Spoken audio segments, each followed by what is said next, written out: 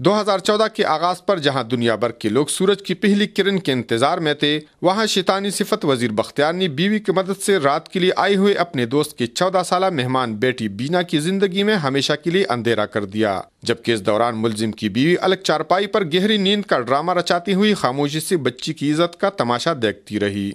اس کی بیوی نے بتایا کہ میں دوسرے چارپائی پہ سو جاؤں اور تم اس کے ساتھ سو جاؤ،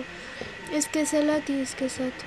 پھر 2 بجے کہ اس نے میرے ساتھ یہ کام کیا۔ فرحاد آباد نسدا میں غربت کے مارے جاڑیوں سے بنے گھر میں کرائے پر رہائش پذیر انعام اللہ نے بے بسی کی حالت میں اپنی بیٹی کے ہمراہ تانا نسدا میں ملزم اور اس کی بیوی کے خلاف مقدمہ درج کیا، لیکن پولیس 11 دن گزرنے کے باوجود خاتون کی گرفتاری پر اکتفا کرتی ہوئی علاقہ میں کھلے عام پھرنے والے ملزم تک نہ پہنچ سکی۔ اب تک خاتون کی گرفتاری کے علاوہ کوئی تحقیقات نہیں ہوئی۔ غربت کی وجہ سے ہمارا بس نہیں چل رہا اور مجرم کھلے عام پھر رہا ہے۔ S P investigation Akhtar Ali Khan کے مطابق ملزم کی بیوی نے گرفتاری کے بعد عدالت کو شوہر کے خلاف اقبالی بیان درج کرا دیا ہے، تاہم اصل ملزم کے خلاف بھی پولیس نے گھیرا تنگ کر دیا ہے۔ پولیس پوری طور موقع پر جا کر ملزمہ کو گرفتار کر کے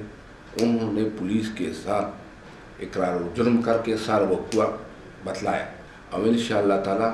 جلد دوسرا ملزم بھی گرفتار کر کے کیفر کردار تک پہنچائی جائے گی۔ بینا اور اس کے والد نے چیف جسٹس سپریم کورٹ اور حکومت کے ذمہ دار اداروں سے اپیل کی کہ ملزم کو گرفتار کر کے سبق آمیز سزا دی جائے تاکہ آئندہ کوئی بھی ہوا کی بیٹی کی عزت سے کھیلنے کی جرأت نہ کر سکے۔ کفایت اللہ یوسف زئی، آج نیوز، چارسدہ۔